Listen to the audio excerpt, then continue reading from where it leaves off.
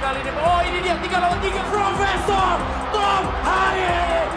Welcome back to the Haye Way. My name is Neal Petersen, and like every week in the studio with me, Thom Haye. Tom, happy to see you again. Happy to see you too, Neal. We got a lot of reactions about the first part with El Capitano, Jay Idzes. Let's dig into part 2. Jay, happy to have you back. It's a funny thing because I don't get it. You're so young and you're already playing in the Serie A. Is that something you expected when you were younger? It's difficult to say, to be honest. But yeah, even when I was younger, for me, it was just about like working really hard and like see where the end is for me, like how far I can come, at what level I can play, because I always wanted to play against the best to see my own level, you know, how I can compete with those guys. Yeah. So yeah, now it's been, I think, 6.5 years since I played my first game in a professional game. So yeah, it's been some time. Not as long as Tom, not yet. He's saying I'm old. He's saying I'm old. Yeah, everyone is saying you're old. Then it's In probably Timnas, you're true. old. Yeah. No, but like you said, you're playing now for 6.5 years, but like, of course, that's already achievement, you know, being a professional player for 6.5 years, because a lot of players don't make it who played like in a youth academy in Holland. But the thing is, like, you achieved playing 6.5 years as a professional, but now playing in probably for defenders, the best league in the world. I think it's a crazy achievement. Yeah, I agree, especially the part where you say about the best league for the defenders. Yeah. I totally agree also, because that's also one of the reasons why I came here. Like 1.5 years ago, I was still playing at Go Eagles. Yeah. And yeah, at that time I was a free agent, so I had some choices, if you like to say it like that. And Venezia was one of the choices. And yeah, for me, when Italy came into the picture, Thom also has played here before. Yeah. Yeah, for defenders, it's like, yeah, it's the place to be if you want to improve to be a defender. Yeah. You know? Did you already know something except about, you know, the water, the city? Did you know anything about the club Venezia? Yeah, I already knew the club. Yeah. Because also a couple of years ago they played in Serie A, and I remember them especially from that period. But after that, I think it was 4 years ago, they've only been in Serie B. Mm-hmm. So yeah, to be honest, I didn't look and watched a lot of games from them, of course. But towards the end of the season, when we were talking, and it was clear maybe I would go there, I was keeping an eye on them and yeah, just trying to learn more about the club also. Yes. And I think I can add something, because you said it's also an achievement that Jay, of course, already plays professional football for 6.5 years. But I get to know him better now, of course, with the Timnas.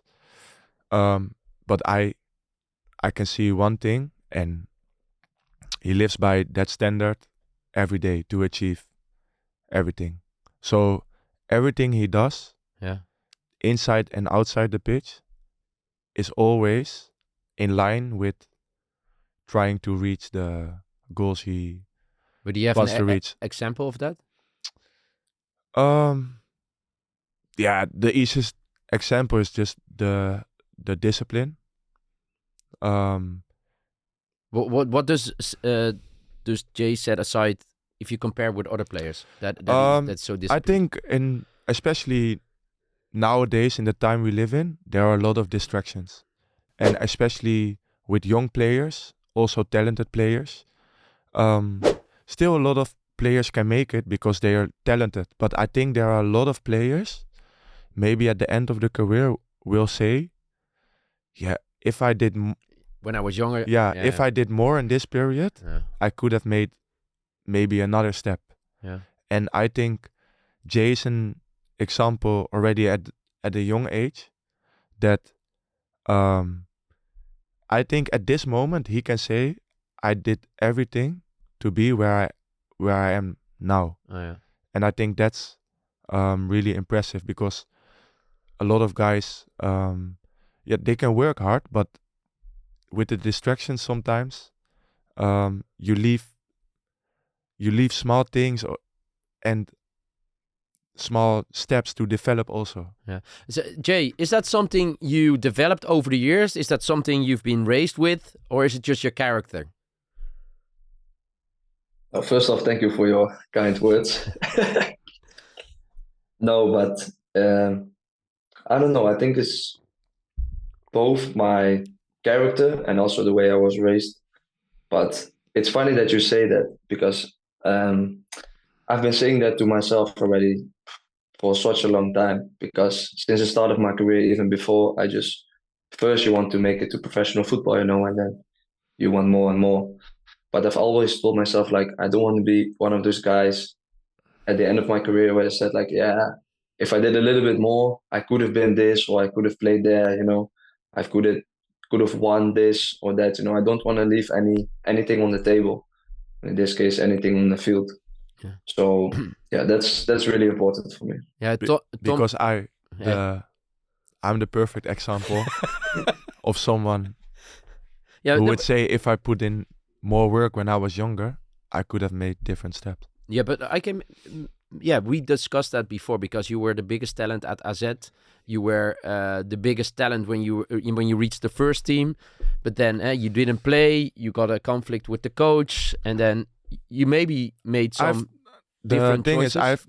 At the end, I played, I think, more than 60 games in the first team of AZ. So even at that age, it was a big achievement. Of course. But the thing with me was that, I can say I had some natural talent in playing football, especially with the ball. And when I was young, I could be really lazy. And a lot of times I could save myself in situations because I had the talent.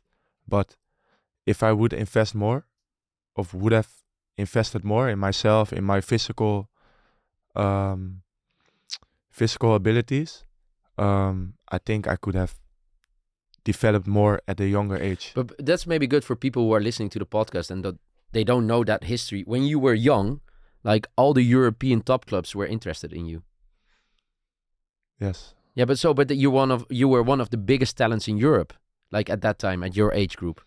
So that's the level you were at that time. And I think it's really cool that you're reflecting on that nowadays. Now you're not young anymore. You're not a talent. But that's why I said it's also impressive from Jay that he always has the discipline at the young age. Sometimes I make a joke a little bit. Maybe I didn't say it to Jay, but sometimes I say Jay's a little bit like the robot, because he's so focused. Yeah. But that's why he's achieving what he's achieving. Yeah, he's captain, playing in the Serie A. But Jay, I think it's amazing to hear that you said, like, I developed myself, but because especially when you're younger, 16, 17, 18, 19 years, you're playing, you're making your debut, you're getting attention, you're earning some money. There are a lot of distractions. How did you keep that focus when you were like at that age? Oof. Good question. For me, it was always about that I felt like the place where I was at that time, I was playing at FC Eindhoven in the second league of Holland. And for me, it felt like this is not the end for me. So if I want to do something more, I don't know, it's just ingrained in myself, like that I always want to achieve more. So yeah, I don't know why, but that's the feeling I always had. Like I always wanted to, see how far I can come, how far I can go, Yeah, but do you have any role models? Like before, it could be also in other sports that you think, they did a really good job, always investing, always, every day, try to get better? To be honest, to be completely honest, I think it's especially my mom. Oh, wow. Because, it wasn't always... I got the goosebumps when you said that. Yeah. No, it wasn't always so easy for her when we were younger. I have a sister also. And it wasn't always so easy for her. She practically raised us herself for most of the years. So it wasn't easy for her to do that, Yeah. So when I stepped on the field, I stepped onto the field also in the past when I was younger. I always had that in mind, like I wanted to play for her and I wanted to play for my grandparents also, So that's a really big pillar in my life. That's really beautiful. I don't know what to say right now, you know? I think that's, it's beautiful that your mom is a role model for you. And then, like, Tom just called you a robot. That's the first time I heard it. No, but, like, do you hear it more often that people say, hey, Jay, you are so focused. You don't want to, you know, go out or, you know, do something else? Because always when Tom talks about you, you're only focused on football. Yeah, to be honest, I think it should be like that also. But I've learned also in the years I've been playing now that you also need to enjoy the little things. Yeah. You know, also outside of football. It's not because sometimes we live in a world where everything is about football, everything is about the training the whole week, and then the games in the weekend. And then in this case, we go to the national team, and then the focus is to win there. You know, so it's sometimes we are so focused on the football part. Yeah. But I've realized and I've learned also that you have to take some time off also when you're at home, and try to relax a little bit. You know, you don't want to be too stressed also. Yeah. So yeah, but for me, it's when I'm going to the field or when I'm going to the club here at Venezia or when I'm with Timnas, I just try to focus on what I have to do, and trying to accomplish what we want, you know. And I think the best way to do that is if I'm focused, and especially in the national team, where I really want to lead by example.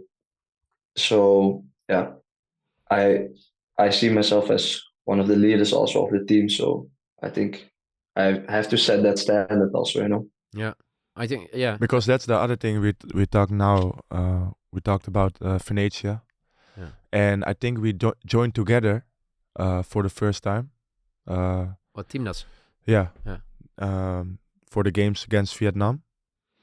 And I said to Kelvin and me said at the same time that we didn't have to think about it when they asked. And I know I spoke to you a lot of times.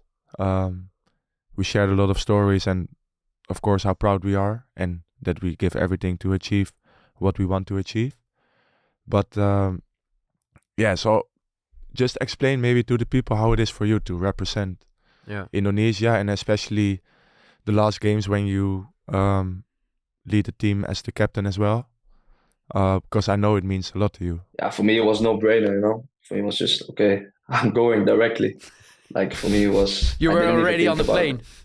Yeah. For me, I didn't even have to think about it, because for me it comes back to what I was saying before. I'm a person, I really try. That's one of what's the right word?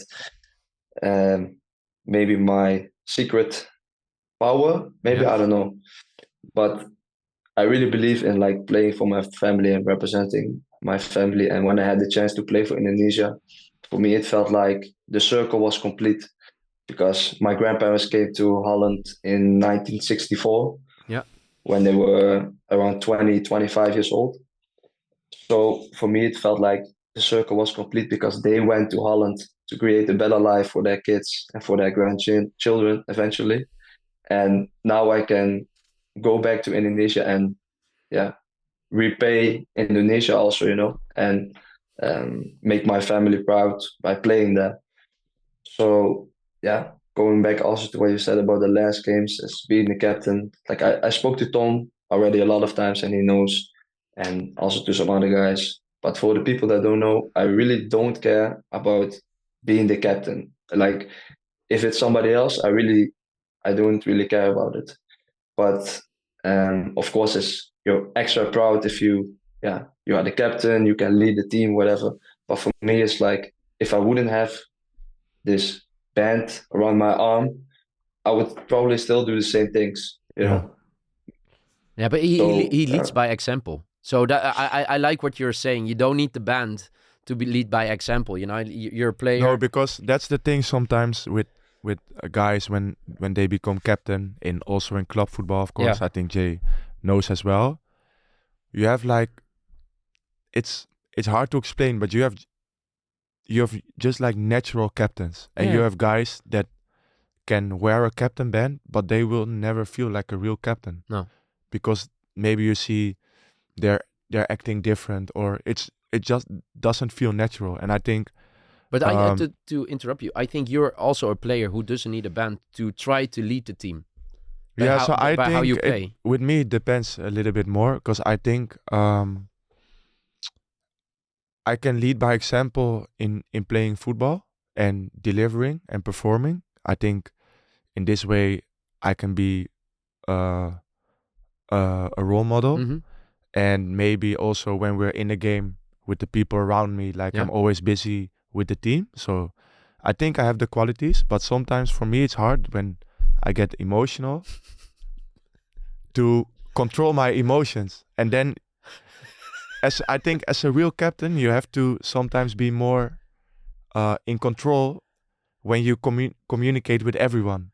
Yeah. Jay, I have a great story for you to share, and also for everyone listening and viewing this podcast. I've played a few games of paddle against Thom and his dad, and in the beginning it's always nice, but then after one set, then when they lose, they both get so angry and they're always discussing with each other, and then it's an easy win for us. You get so easily so emotional. Maybe I said I think one day we're gonna record a game of padel for YouTube.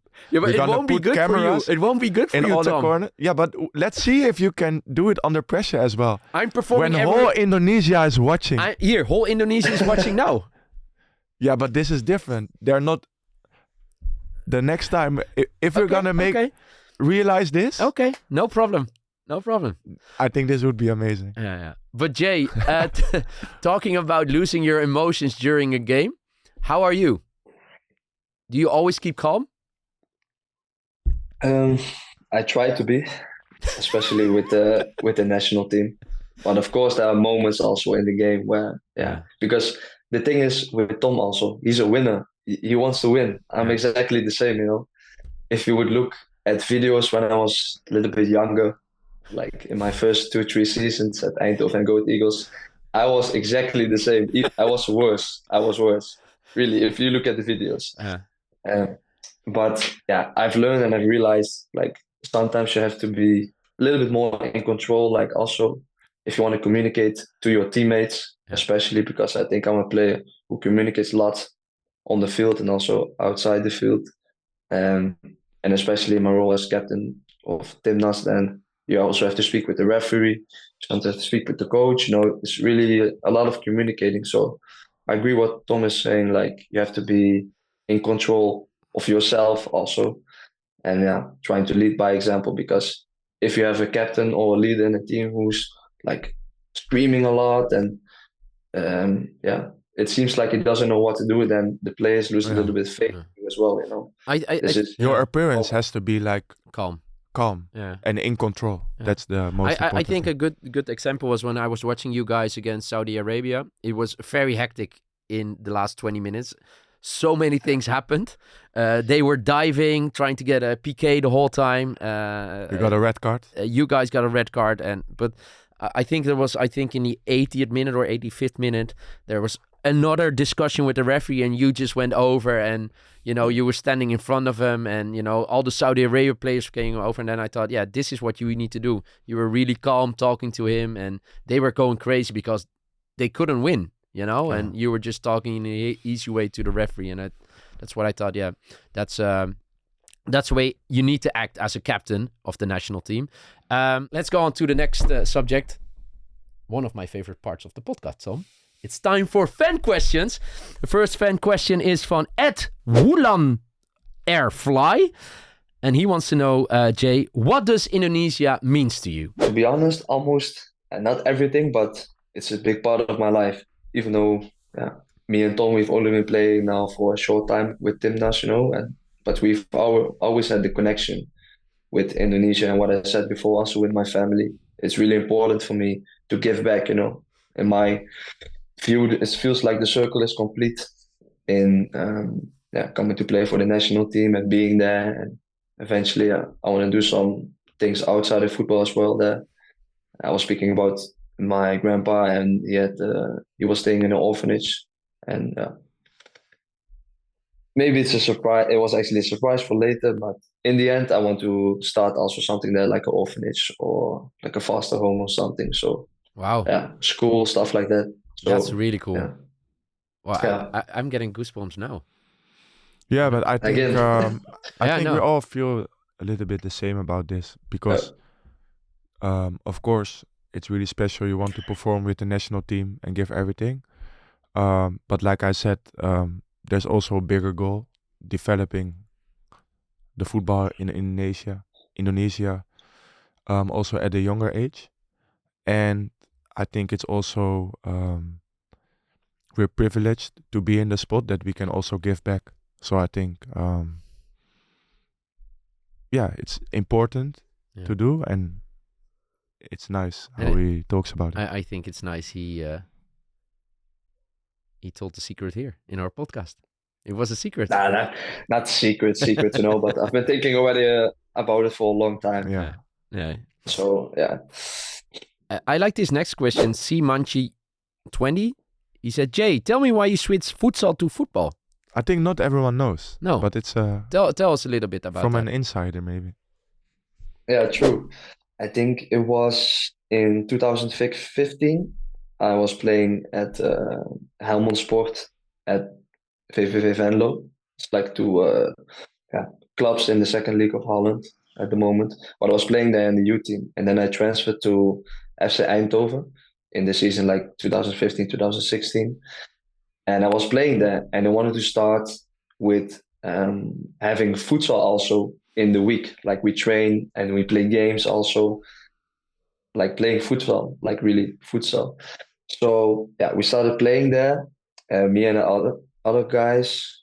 I think I went from the same club, like Helmelsport, to Eindhoven Yeah. with 5 or 6 players, and we all went to the futsal as well, of course. And we started playing there, and I think we didn't even play there for 6 months, and like we were dominating the league almost. So then I got the call up also from the national team from Holland, from futsal, because they wanted to start a new under 17 team because they had to play for the, what was it again? I think Olympic Games or something, like qualifiers. So, but they didn't have a team yet. So they started a whole new team. So the first 6 months I was playing at FC Eindhoven, and then the other 6 months I was also playing at FC Eindhoven, of course, futsal. But I also went to Zeist. Tom also know where it is, and this is where like the futsal for the national team is, and also the national team for the outside football also. So we went there like, I don't know, like once in 2 weeks for like tryouts. And then after 6 months, there was a team selected from 12 players, and I was included in that. And then I started playing for the national team of Holland also in futsal.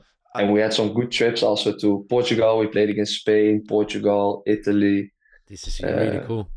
I can just Russia. see Neal's face during this whole episode. He's just impressed the whole episode. Yeah, but like I cannot get it how you have so many achievements and you're just 24. Yeah, achievements. I think everybody has a different story. You know? He's I'm just a telling young my guy with story an old now. soul.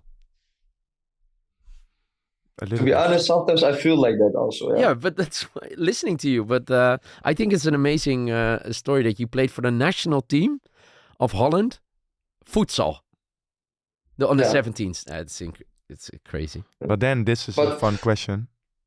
Wait, I didn't answer the question also.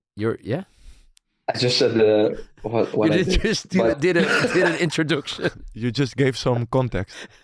Yeah, some context. No, but the main reason why I switched is I think it was in 2017 or 2018, and it came to one point like you have to choose for the football or futsal, and like I was already close, or I was training and playing with the first team already, so it was quite an easy decision for me because I always wanted to play on the field like football normally, you know. It's also way bigger, of course. Yeah, of course. Yeah. A question from Desi Handley.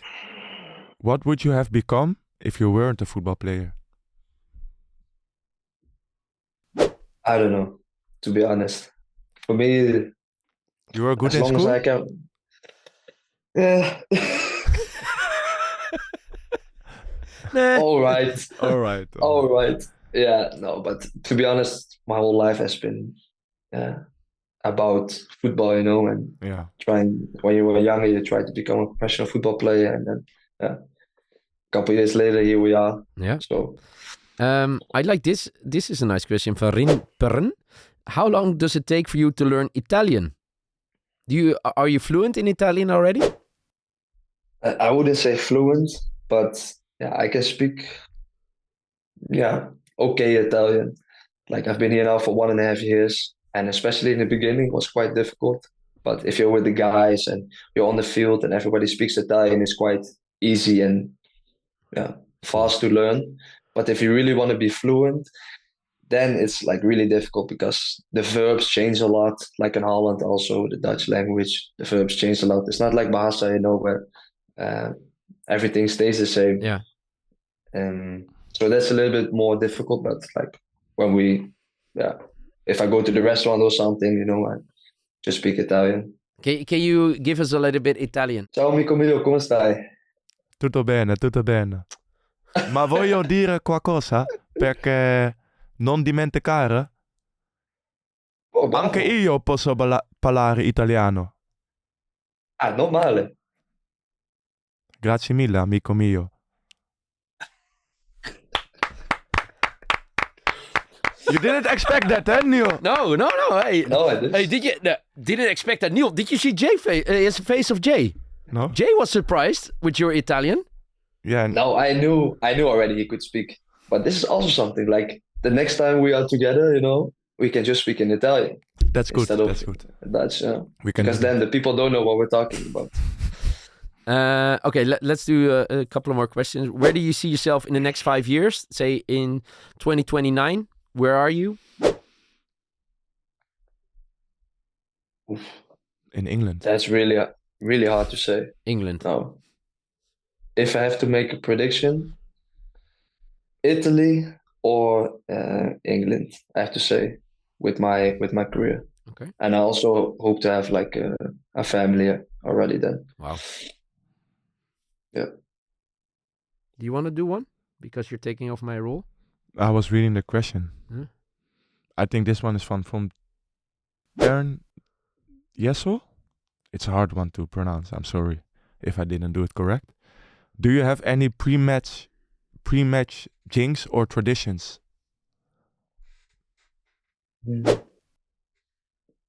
No, I just pray when I go outside, I'm Christian, so I make the cross and stuff.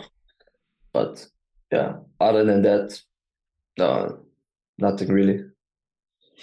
Okay. That's I think these are just a few questions, but otherwise we'll be talking until tomorrow morning if you have to answer all the questions. I think I really enjoyed this conversation. yeah, I could see it in your eyes. Yeah. Next time I hope you enjoy it also. No, but I think it's really nice, and this is also why we started Of course. the podcast as well. It's nice because we had a lot of fun with the first guest, Kelvin, of course, Yeah. but it's also really nice that now Jay, for example, he can show himself also to the viewers in a different way. And also, I have the feeling I got to know him better. Yeah, and the funny thing is, Jay, I already knew you as a player here in Holland, of course. You were a good player. I saw that you made a move to Italy. I saw you leading Timnas over the last couple of games. But Thom already said, Jay really has a good story. But now you saw my face during this conversation. Sometimes during the conversation, I was just flabbergasted about all the things you said. So I really enjoyed it. And I just want to thank you for your time and your knowledge. Let's do this in the future again. Then I think we can talk with Jay for hours about everything. Yeah, you'll probably meet him in March. Yeah. Oh, you're coming. That's the idea. Thom, the viewer said, Thom has to pay my ticket, but you know how Thom is. It was so funny because even in the comments now, everyone is like, Garuda, get Neal a ticket. No, to be honest, Jay, the last games I was watching, the first game I was working in New York and I had to set my alarm so early against Japan. And then the second game, I said to Thom, just sitting at home watching that game or those games, that was insane. And then Thom said, hey, Neal, I think that's really nice for you then when you're watching at home, but you have to be in the stadium and it's going to be an unreal experience. So then if It's Thom... different. Yeah. So I'll see you in March. I hope I'm so happy that Thom now decided that he's going to pay for my ticket. So I'm going to Jakarta. Thank you, Thom. Manifest. Yeah, manifest, yeah. Thank you so much, Jay. Thank you for your time. Good luck with Venezia. Keep up the great work. I just want to say that. Thank you so much. Yeah. No, thank you guys for having me. I really enjoyed it. And I really appreciate also what you're doing, and what Thom said. It's also a good opportunity to show the players or whoever else you want to bring on the podcast to show themselves from another side, or let the people get to know you a little bit better. So I really appreciate you for the opportunity. I really enjoyed the episode today, Neal. Yeah, he's just a really good football player, but I think even better person, especially how he talks about things in life. I really enjoyed it. I hope everyone enjoyed the 2 episodes as well. Yeah, let us know, It was 2 episodes with Jay El Capitano Idzes, and hopefully we can do a few more in the future with him. We can talk for hours with him. Next week, we're back with a new episode of The Haye Way. Don't forget to subscribe. We're on the way to the 1 million. See you next week. Bye-bye.